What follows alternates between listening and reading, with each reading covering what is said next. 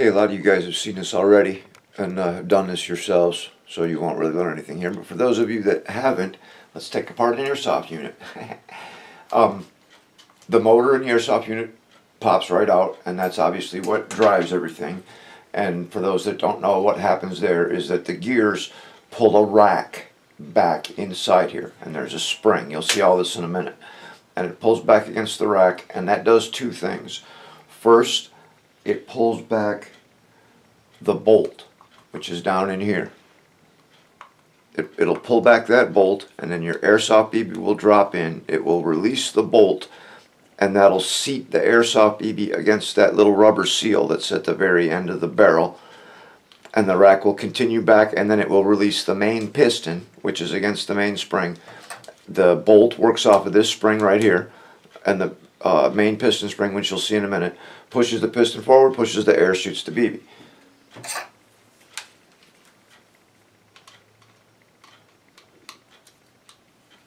Some guys take them apart and try to make them better, and with great success too. There's a few little tricks you can use in here. You know, basically just taking it apart and cleaning everything up and making sure that there's no plastic flash or anything that's going to interfere with smooth action. That'll help a lot. So it's kind of like gunsmithing in RC tanks. I'm going to pop off this spring for the bolt. Sometimes you'll have a little trouble with that coming unhooked. A little super glue or some zap goo or whatever will hold that end of the spring in place.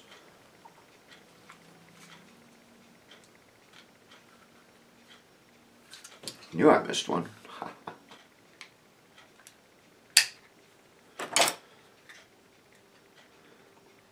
Putting one of these back together can be a real pain.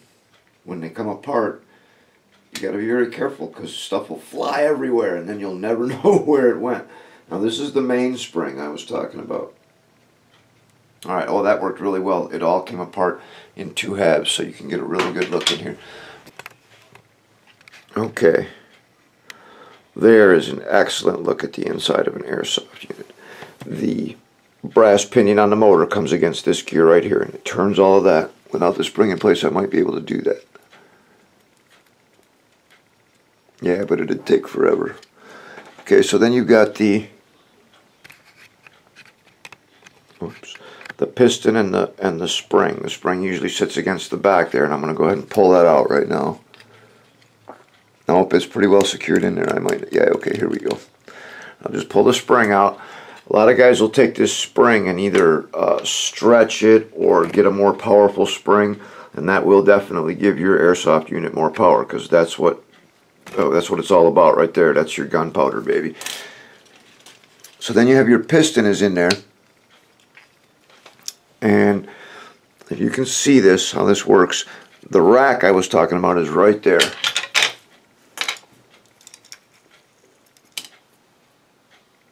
Okay, the rack is right there.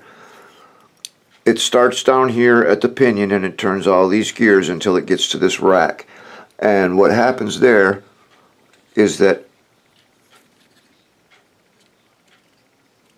the gear for the rack is a segment gear or a sector gear. So it only goes so far. And once it comes around, it releases and lets everything pop forward. Okay, there's the rack that I was telling you about. The piston comes back like this.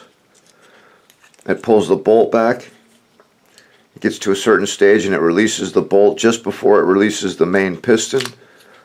And all that happens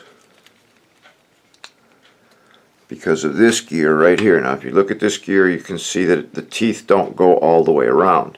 That's why we call it a segment or sector gear.